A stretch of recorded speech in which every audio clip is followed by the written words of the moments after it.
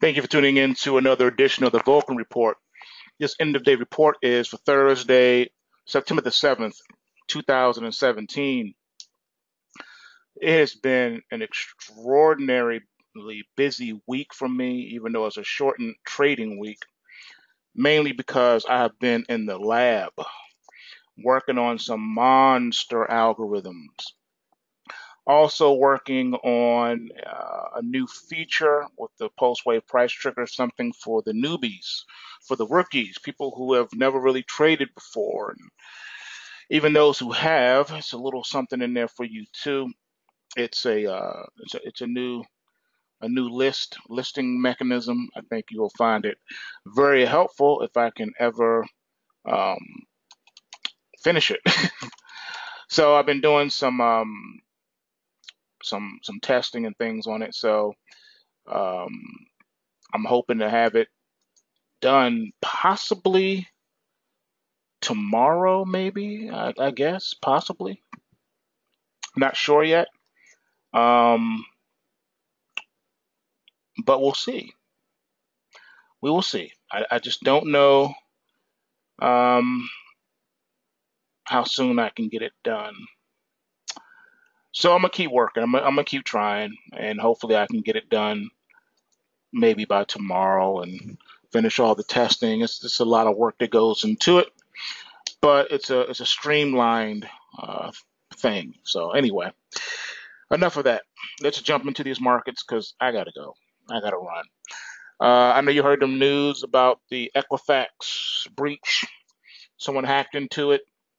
140 some million people's data information is in jeopardy, possibly whatever. Uh, I won't even get into all of that. I haven't had time to dig into it, but um, all these breaches. I mean, let's let you know we don't just have crumbling infrastructure in this country. We have crumbling security when it comes to government and pseudo government databases. They're just wide open to any hacker that wants to come in. They can come in and do whatever they want to do. It's pathetic. Anyway, look at the mighty silver. Here is silver. Nice breakaway from the momentum line here, all right, of 1732. So as long as it can close above that tomorrow and there's not some huge flash crash and the banks don't come in and destroy it, then we have nice momentum leading into next week and we could push toward that 1850 mark. I think a little birdie once said 1850 several weeks ago. Who was that birdie? Moi, yours truly, the algo capitalist. All right, so that we're fastly approaching that mark. If you go back the videos where I showed you the the stick figure looking thing and the trajectory, and I gave you the time frames, and I told you about where on abouts we would be at this price, and we're right here at it at September the 7th. Yeah, go back and view those videos. I don't ever delete or take down my YouTube videos. I leave them up for posterity reasons. Go back and peep it. You tell me what you think. All right. So anyway, go postways, man. We've been right about this one, and it's doing what it's doing. We'll see where it goes from here. Taking a look now at gold, if the computer will respond. I know I've been working my computers overtime this week, have them doing a lot of different things, a lot of tasks. I'm hard on the computer. I'm very hard on the machine. All right. You see gold, nice lift off too. It's really pulling away from the momentum line of 1308.10. All you need is a close above 1308.10 tomorrow, and we're off to the races. Nice momentum for next week follow through. Also locking in this bull wave here. All right, came into the overbought, made it look like it was gonna just go away right when you were here because we didn't take out the previous week's high, and made you think it's just overbought. Then it said psych, boom, and then it cleared the way here, and now boom, we've got one more. We are locked and loaded, folks. Looking really nice. GDXJ. What you got to say? GDXJ, a little bit more lift off today, up 36 more cents, closing at 37.68. So it's really trying to do a little something, something. And the overnight extended hours, we got as high as 37.76. So a little bit more uplift. All right. All it needs tomorrow is to close above that momentum line of 34.98. Carry over um, some nice bullish momentum into next week. Could get outside of this Kumo cloud and bust right on top of it. That would be great. Let's see what happens. Lift these trend lines up too. That will be great. G, B, T, and C. What's going on here? All right. As you can see, still green on the screen. Needs to close above 727.36 tomorrow. Can it do it?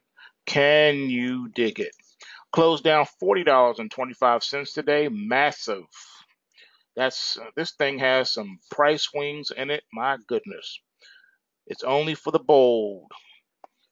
All right, here this is where we are. Now you know Bitcoin is off of its highs, but not by too much. About $700 off, I think, right now. But even still, good momentum carrying over.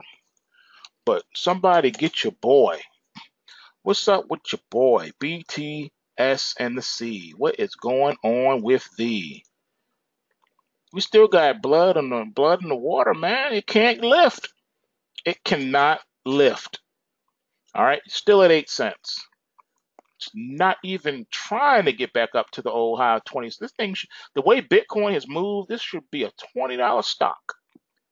But no, that's because I think it's a fraud, and I think the SEC is gonna clamp down on it.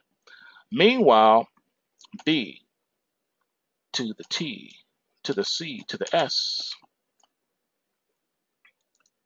is also looking in bad shape right now as well, at 11 cents after falling from 57 cents. It can't get up and go right now either. That's because, for the most part, the Bitcoins, the coins have pretty much pulled back, even though they've recovered off those lows. It's still not at the highs. BITCF is not back yet, but to my understanding, tomorrow it should be coming back because the 10-day suspension should be up.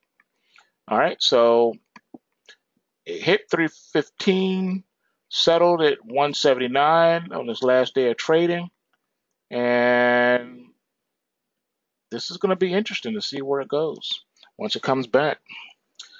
All right, so that's what we're watching for. Oh, strong bond, man. Bonds are going crazy. Look at this. Deeper in the cloud we go, 157.22. So far we hit 157.30. That is just two ticks away from hitting 158. So that's what's up. All right. That's what's up. All right. This thing is getting powerful. I told you 160 was in play, and that is where it is headed. 1-6 to the 0. Deal with it. All right. What else we got here? Let me see what we're looking at. As long as this one closes above 155.22 tomorrow, it's good to go too. It is good to go. All right. Looking at your XIV. XIV is still in that corrective mode per se. We'll wait for that to boot up. Let me see what I got on my screen over here. Let's see. On the weekly cycles, the XIV. Yeah. Anytime you get entries with stop and reverses on them, yeah, that means it's at a crossroads, just trying to decide what it wants to do. So I got long and shorts on it for tomorrow, and it's looking like the shorts are probably going to win at this point. All right, needs to close above 81.13 tomorrow. Can it do it? I don't know. You would think so, but I don't know. So we'll be looking. As far as the NASDAQ, all right, longs are still in play on that NASDAQ, um, but I don't see any breaking out tomorrow per se. We'll see. Anything can happen in these markets. So we're just going to wait to see. Tomorrow should be interesting. We'll see where we go from here. And of course, the US dollar, hitting the 91 handle. Here we are, 91.49. I mean, it also has long and shorts in too. So we could be nearing a bottom here, a short-term bottom in this one. So this is interesting to say the least. Uh, Very interesting. So we'll see what's up. We'll see what happens. Anyway, remember pulsewavetrading.com. Come learn how to trade these markets, navigate these waters, see what's up, because you're going to need an edge if you plan on winning in these algorithmic environments, because it's rough out there. Trust and believe that. It is very, very rough out there. All right, so bulls make money, bears make money, and pigs get slaughtered. So remember to take what you can and give nothing back. Peace.